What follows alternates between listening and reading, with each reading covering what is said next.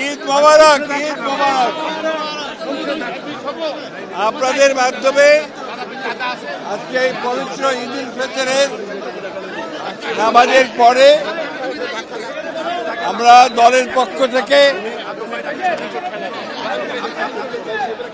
Please chairperson দেশনেত্রী বেগম খালেদা জিয়ার পক্ষ থেকে, ভারপ্রাপ্ত চেয়ারম্যান জনাব তারেক রহমানের পক্ষ থেকে এবং এখানে জাতীয় স্থায়ী কমিটির সকলের পক্ষ থেকে আপনাদের সকলকে আমরা ঈদের শুভেচ্ছা জানাচ্ছি।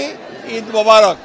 এবং আপনাদের মাধ্যমে গোটা দেশবাসীর কাছে আমরা এই ঈদের শুভেচ্ছা পৌঁছে দেওয়ার জন্য অনুরোধ করছি। আজকে পবিত্র ঈদ উল আজহাতে আমরা আমাদের দলের প্রতিষ্ঠাতা শহীদ প্রেসিডেন্ট জিয়াউর রহমান, বাংলাদেশের স্বাধীনতার ঘোষক বীর উত্তম, তার মাজার জিয়ারত করতে এসেছিলাম। আমরা এখানে মাজার জিয়ারত করেছি এবং পরম করুণা তাআলার কাছে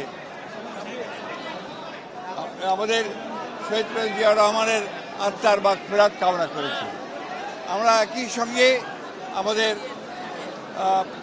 শহীদ প্রেসিডেন্ট জিয়াউর রহমানের কনিষ্ঠ পুত্র এবং আমাদের নেত্রী দেশনেত্রী বেগম খালেদা জিয়ার কনিষ্ঠ পুত্র আরাফাত রহমান কোকর আমরা আত্মার মাগফিরাত কামনা করেছি।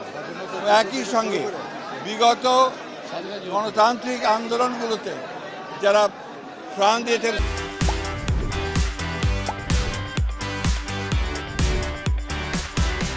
শহীদ হয়েছেন, তাদেরও আত্মার মাগফিরাত কামনা করছি।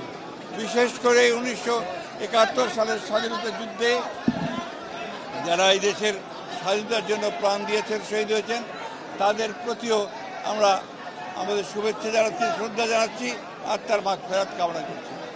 এবং গণতন্ত্রের জন্য বিগত 15 বছর এবং জুলাই আগস্টে যারা শহীদ হয়েছেন তাদের প্রতিও আমাদের শ্রদ্ধা এবং তাদের আত্মার মাগফিরাত কামনা করছি।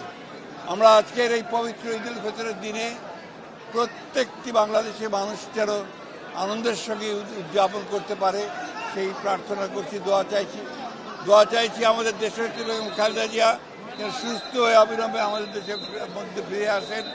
আল্লাহ তাআলার কাছে এই দোয়া চাইছি যে আমাদের নেতা তারেক রহমান তিনি যেন অতি শীঘ্র আমাদের মাঝে ফিরে আসেন। এবং আমরা বিগত 15 বছর ধরে যে গণতন্ত্রের জন্য সংগ্রাম করেছি, গণতন্ত্র পুনরুদ্ধারের জন্য সংগ্রাম করেছি, মানুষের ভোটের অধিকারের জন্য সংগ্রাম করেছি, মানুষের ভাতের অধিকারের জন্য সংগ্রাম করেছি, মানবাধিকারের জন্য যে সংগ্রাম করেছি, সেই সংগ্রাম যেন প্রতিষ্ঠিত হতে পারে সেই জন্য আমরা পরম আল্লাহ তাআলার কাছে দোয়া করেছি। আজকের এই দিনে আমরা আশা করব যে যে দায়িত্ব দিয়েছেন সে দায়িত্বে সবাই সফল হবেন এবং বিশেষ করে অন্তর্বর্তীকালীন সরকার জনগণের কাছে তাদের যে প্রতিশ্রুতি সেই প্রতিশ্রুতি তারা পালন করবেন। আমরা আমাদের দলের পক্ষ থেকেও আমরা অবশ্যই সেই প্রতিশ্রুতি পালন করব বলে আমরা শপথ নিয়েছি। আপনাদের সকলকে আবারও ঈদের শুভেচ্ছা। পত্রিকা সাংবাদিকদের এখানে